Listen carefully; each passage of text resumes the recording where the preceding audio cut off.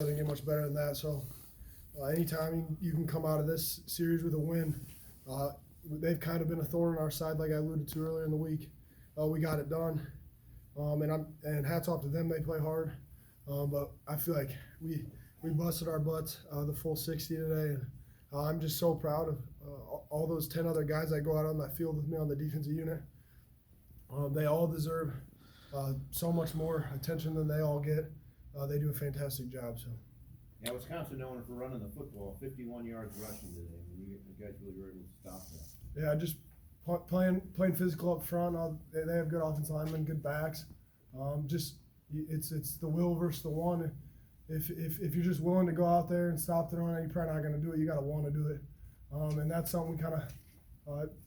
You can't really teach people that. They kind of have to have that, and I think that's a great sign within the Coach Phil Parker defense. He gets a lot of guys who want to do things. Does Cooper DeJean fit in that category based on what he was able to do?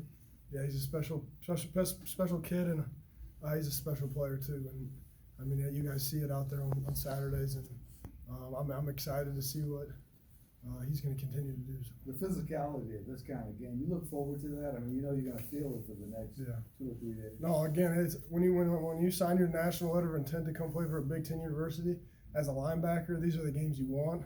These are the games you fall asleep and dream about. So, I mean, it's just such a blessing to go out there and get to compete with some of the best in the nation. But, yeah, again, just really, really blessed for this opportunity. I feel like all of us took advantage of it, and we were just trying to control the line of scrimmage. So, what was like it's an all-out sprint there to get the trophy? Oh yeah, I mean, anytime you do something special, like emotions are going to come with it. I think Seth Benson and I think maybe Riley Moss already snuck down to that end of that sideline, but I mean, it was just such a team effort, and you saw 3 phases operating at a high level today. So. You gave up the big play right before half. Didn't allow them to score again after that. What was kind of the message at halftime? You know, after that momentum swing, obviously. I mean, we knew we've been playing our butts off, and just one big play. Like it's just one thing we just need to get corrected. But we're not going to hang our heads. We're not going to point fingers. We're just going to keep doing it. And again, it's just the mindset of all those guys. We got 11 guys out there, and especially the linebacker group. We're called the Mutts. We're the ones that all the kids walked past and didn't want. And we came here, and Coach Ferentz, Coach Seth Wallace, and Coach Phil Parker, Coach Campbell, Coach Jay Neiman have developed all of us into fantastic men first and foremost, but great football players. So I feel like you got a bunch of mutts out there, and it starts with the linebackers, and we know that. We're going to approach everything humbly and always work to improve. So, I mean, when you got mindsets like that, spreading to the team, the sky's the limit. So, when Logan recovered that fumble, and I think you picked up the ball, took it to the sideline, and were you throwing it to anybody in particular? I was trying to aim for his family. Oh, really? I didn't know where they were sitting, but then I had the ball because, I mean, it's always special when you get the ball. So I'm not just trying to steal it. Yeah. I mean, they can probably. Well, I hope Wisconsin can afford a new football.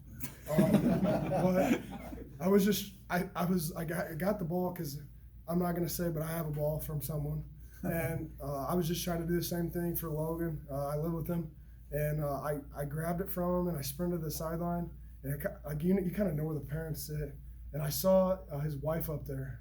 So I just hummed it, but I got like a solely on, and it was a trash throw. It's a good thing I don't play quarterback, but I think I hit someone in the head. So, I mean, we got to figure out if they got it, because I saw the ball guys. The ball guys were going up in the stands, so I mean, they cared about that football. So. How special was it to beat Wisconsin? I know they're probably one of your biggest rivals. Yeah, no. I mean, it's indescribable. The feelings in that locker room, the friendships with those guys. To get to do things that not a lot of Hawkeye in recent history, not a lot of Hawkeye teams have done. It's just an honor, and we're just so grateful for the opportunity. We're just going to keep going out there and competing, because tomorrow we got to flip the switch. and get ready for our next opponent. So. Jack, entering the season, a lot of talk with linebackers, a lot of talk with how good the secondary was. Seems like defensive line was kind of third fiddle, but it just seems like week after week they've continued to get better and better. How have you kind of seen them develop? I mean, yeah, that you got a lot of veterans up there, and I feel like it just starts with the guys who started out with Joe Evans, 4th year, John Wagner, 4th year, or the 5th year guys, my bad. Noah Shannon, a 5th year, and then Logan Lee, a 4th year guy. I mean, when you got all that experience up there, it's invaluable. And those guys do their job at a high level and they play so hard. I knew they could do that, and they're just going to keep proving themselves. But I'm so proud of the defensive line and the way Coach Bell and Coach Neiman have them guys playing. So. Are you aware that you're tied for first place, and does that even matter to you guys right now? For what? The division. Oh no, I had no idea. But right now, main focus is on just playing our best football. We got to finish strong. Obviously, if we want to get to where we want to get, it all depends on if we can win or not. So right now, it's just focusing on Minnesota and getting ready for them. They're going to present a challenge. I already know that. I mean, you guys are in a 4-way tie for first. You're pretty much outside of one little factor. You control your destiny to get back to Indianapolis. Compared to where you were a couple of weeks ago, after the Ohio State game to now, has anything changed? And if so, what? No, nothing's really changed, and it's so cliche to say, and all these people on the outside, and you guys are probably going, nothing's really changed, like kind of roll your eyes, but like we just do little things right, and once you do little things right over time, especially at the end of the season when other teams might start like cutting corners, we talked earlier in the week about why do we always tend to play our best in November football. It's because we just do the little things right, man. Mistakes are going to happen, but we just continue to push through, never give up.